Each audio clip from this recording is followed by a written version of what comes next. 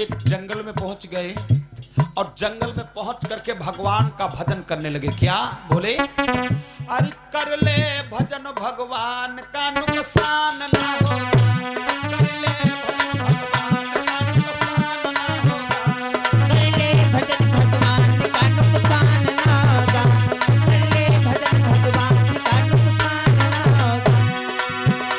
और नुकसान ना होगा, नुकसान ना होगा, कर ले भजन भगवान का नुकसान ना होगा, कर ले भजन भगवान का नुकसान ना होगा।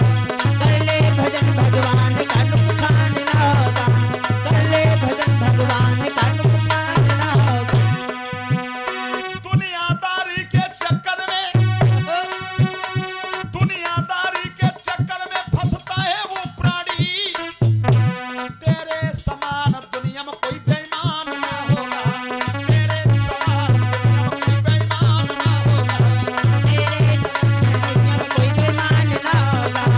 तेरे समान दुनिया में कोई बेईमान ना होगा, तेरे समान दुनिया में कोई तेरे समान दुनिया में कोई बेईमान ना होगा, कर ले भजन भगवान का नुकसान ना होगा, कर ले भजन भगवान का नुकसान ना होगा।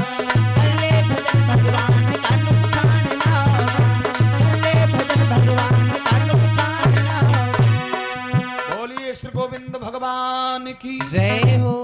महात्मा देव ऋषि नारद उसी रास्ते में भटक रहे थे। ये ब्राह्मण बेचारा बड़ा दुखी है, सोचा एक पुत्र भी नहीं है, पत्नी बहुत ही हमारी कुलटा है, चलो मैं किसी जंगल में जाकर के आत्महत्या करके अपने प्राणों को खो दूंगा। क्यों? संसार में किसी व्यक्ति के ऊपर विश्वास करने वाला नहीं है। हमने सोचा था कि घर में पत्नी आएगी, पत्नी आकर के बड़े सुख बढ़ जाएंगे, लेकिन सुख नहीं यहाँ तो दुखों की झेली में पड़ गए। अब मर जाने ही ठीक है। तो लो एक देखा बहुत भारी तालाब था, ब्राह्मण देवता उस तालाब में कूद गए और ताल में कूद करके आत्महत्या करके मरना ही चाहते थे, लेकिन तब तक एक साधु भगवान का आगमन हो गया। ठहर जाओ। हाँ बाबा जी, आप क्या करने जा रहे हो? मैं तो मरने के लिए जा रहा हूँ। क्यों? तुम मरने क्यों जा रहे हो? मैं मरने इसलिए जा रहा हूँ, भगवान घर में हमें शांति नहीं मिलती, हमारे घर में कोई संतान नहीं है। अगर तुम्हारे घर में कोई संतान नहीं, घर में शांति तुम्हारे नहीं मिलती है, तो क्या मर जाने से तुम्हारी आत्मा को शांति हो जाएगी? भगवान, हमने सुना है कि जिसका कोई अंतिम संस्कार होता है, पिंड दान नहीं देता, वो उसकी आत्मा भटकती रहती है।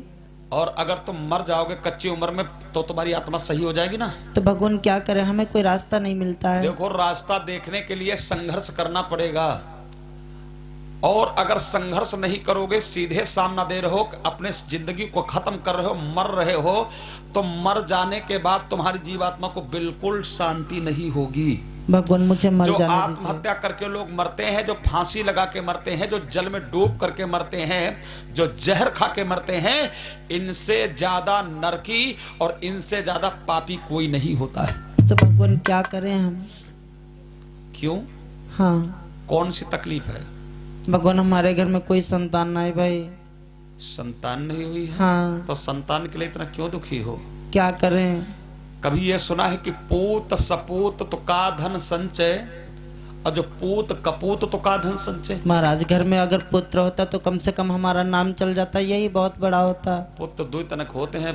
कान खोल सुन लो पंडित जी, पीला कुर्ता जो पहने घूम रहे हो, पीला कुर्ता तुम्हारा फट जाएगा। समझ लो कि पूत सपूत तो का धन संचय। अगर कहीं पूत सपूत हो जाए, तुम्हारा कुल परिवार सारे तुम्हारे पीढ़ी दर पीढ़ी तुम्हारी स्वर्ग में चली जाएंगी।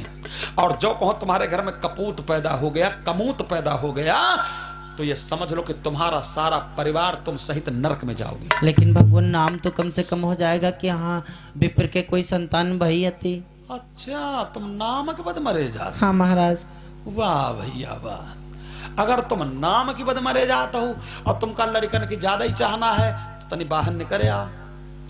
बेटा, हाँ, एक हमने तुम्हारे लिए बहुत सुंदर उपाय कर रखा है, और एक तुमको फल हम देते हैं अभी। ये भगवान के दरबार का फल है, देखो कितना सुंदर है। तुम न खाई हो, ये फल बहुत सुंदर है ना, इस फल को ले जाओ अपनी दुल्हन को खिला देना। हाँ। और समय आने पे तेरी बीवी के गर्भ से बहुत सुंदर बच्चे का जन्म होगा। खिलाना है? हाँ, खिलाना और का दिखाना है। ठीक है महाराज। जाओ, ले जाओ।